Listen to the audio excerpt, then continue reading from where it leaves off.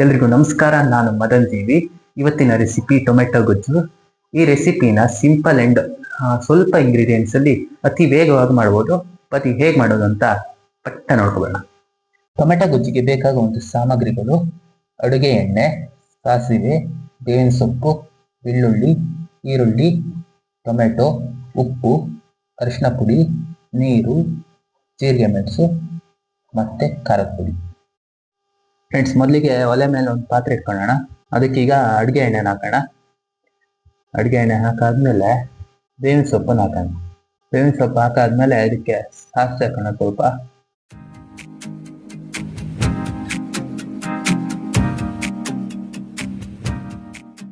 ಈಗ ಬೆಳ್ಳುಳ್ಳಿ ಹಾಕೋಣ. ಬೆಳ್ಳುಳ್ಳಿ ಚೆನ್ನಾಗಿ ಫ್ರೈ ಆಗಲಿ. ಎಣ್ಣೆ ಎಲ್ಲ ಫ್ರೈ ಆದ್ಮೇಲೆ ಇದಕ್ಕೆ ಈರುಳ್ಳಿ ಹಾಕ್ಬಿಟ್ಟೋಣ.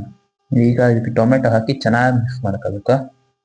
ಚೆನ್ನಾಗಿ ಮಿಕ್ಸ್ ಆದ್ಮೇಲೆ ಮೇಲಕ್ಕೆ ಉಪ್ಪು ಹಾಕಿ ಅರಿಶಿನ ಪುಡಿ ಹಾಕಿ ಸ್ವಲ್ಪ ಚೆನ್ನಾಗಿ ಬೇಯಕ್ಕೆ ಬಿಡಬೇಕು. ಹಿಂಗೆ ಚೆನ್ನಾಗಿ ಬೇಯ್ದು. ಈಗ ಅರಿಶಿನ ಪುಡಿ ಹಾಕ್ತಿದ್ದೀವಿ. ಈಗ ಚೆನ್ನಾಗಿ ಬೆಂದಿದೆ. ಇದಕ್ಕೆ ಈಗ ಜೀರಿಗೆ ಮೆಣಸು ಹಾಕ್ಬಿಡೋಣ.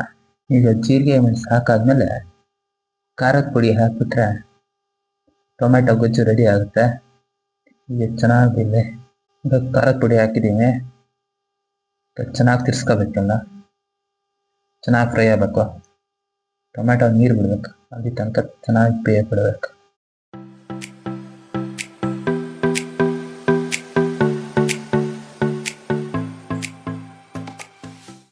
ಸ್ವಲ್ಪ ನೀರು ಹಾಕಿ ಬೇಯಕ್ಕೆ ಬಿಡೋಣ.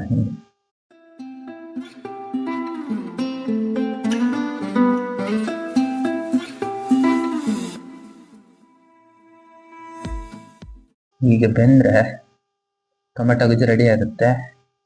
ಫ್ರೆಂಡ್ಸ್, ಈಗ ಟೊಮೆಟೊ ಗೊಜ್ಜು ರೆಡಿ ಆಗಿದೆ. ಈ ರೆಸಿಪಿ ನಿಮ್ಗೆ ಇಷ್ಟ ಆಗಿದ್ರೆ ಪ್ಲೀಸ್ ಲೈಕ್, ಶೇರ್, ಸಬ್ಸ್ಕ್ರೈಬ್ ಮಾಡಿ, ಸಪೋರ್ಟ್ ಮಾಡಿ. ಧನ್ಯವಾದಗಳು.